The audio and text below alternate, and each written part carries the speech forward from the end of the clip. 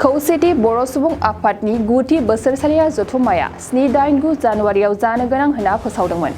नाथाय माखासे उसुबिदानि थाखाय बे जानो गोनां हाबाफारिखौ खौसेथि बर' सुबुं आफादा मोनसे सावराय जथुमनि गेजेरजों सोलायना 6-8 जानुवारि दानाव लानाय जाबाय होनना खौरां मेलनि गेजेरजों खौसेथि बर' सुबुं आफादा फोसावफिनबाय। बेनिखायनो खौसेथि बर' सुबुं आफादनि गुथि बोसोरसालिया जथुम्माया 6-8 जानुवारियाव जासिगोन होनना खौसेथि बर' सुबुं आफादनि दैदेनगिरिफोरा खौरां मेलनि गेजेरजों रोखा खालामनानै होबाय। दिनै खौसेथि बर' सुबुं आफादनि मोनसे मावफुं मेल जानानै थाङो। मावफुं मेलाव गाहायै जोङो खौसेथि बर' सुबुं आफादनि जानो गोनां जि गुथि बोसोरारि जथुम्मा बेनि सायाव सावरायनाय जायो।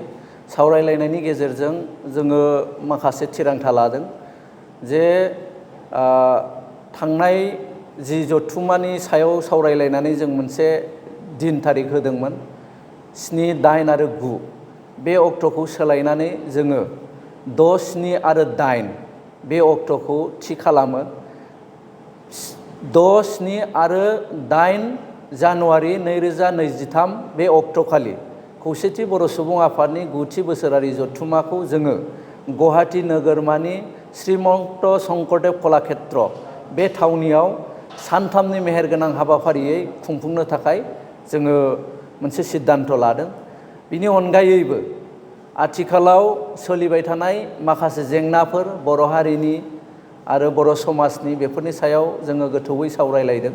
सावरायलायनायनि गेजेरजों जोङो खौसेथि बर' सुबुं आफादनिफ्राय मोनसे बाथ्रानि सायाव खोब नोजोर होदों। बेनो जाहैबाय जे थामथि बर' गोरोबथा बे बर' गोरोबथानि जि दफाफोर मावफुंनां हाबाफोर सरकारनाव दंमोन बे हाबाफारिखौ सरकारा मावफुंनायाव खोब देरि खालामनायखौ जोङो दिनैनि मेलनि जोहै दुखु मोननायखौ फोरमायदों आरो सरकारखौ गोख्रोङै जोङो नारसिननो लुगैदों। जि जोंनि सुक्तिनि दफाफ्राव लिरनाय दोननाय गासैबो दफाफोर बे दफाफोरखौ खोब थाबैनो मावफुंनांगौ आरो बेफोरखौ मावफुंनानै होआसिम जोङो खौसेथि बर' सुबुं आफादनिफ्राय जोङो गोजोननाय मोननाय नङा। बाक्सा जिल्ला खख्लाबारि हजुआ सकनि के रडजों थांनाय लामायाव थानाय एमबि रिफाइनिं हाउसआव मबाइल ग्लास गावनायखौ गोरलैयैनो फाहामनो हानाय गोदान असिए मेसिन लानानै फैदों।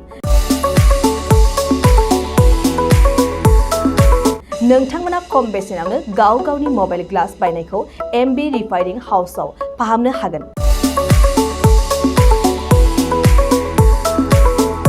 मबाइल ग्लास बायनायखौ फाहामनायजों लोगोसे मबाइलनि बायदि रोखोमनि बाहागो आरो बायदि रोखोमनि मबाइलनि गाज्रि जानायखौ बे एमबि रिफाइनिं हाउसआव फाहामनो हागोन। बायदि रोखोमनि mobile glass, mobile temper, mobile charge, headphone, pen drive, memory आरो mobile battery, computer, mouse, computer keyboard आरो मबाइलनि बायदि रोखोमनि बाहागोफोरखौ मोननो हागोन। एमबि रिफाइनिं हाउसआव फोरमायनाय बायदिब्ला दासान्दिनिफ्राय लानानै फैगौ दिवालीसिम डिसकाउन्ट होगासिनो। मख'नो गोनांदि एमबि रिफाइनिं हाउसआव गुबुन हादोर एबा भुटान हादरनिफ्राय माखासे सुबुंफोराबो बायदि रोखोमनि मबाइलफोरखौ फाहामथाय होफैयो।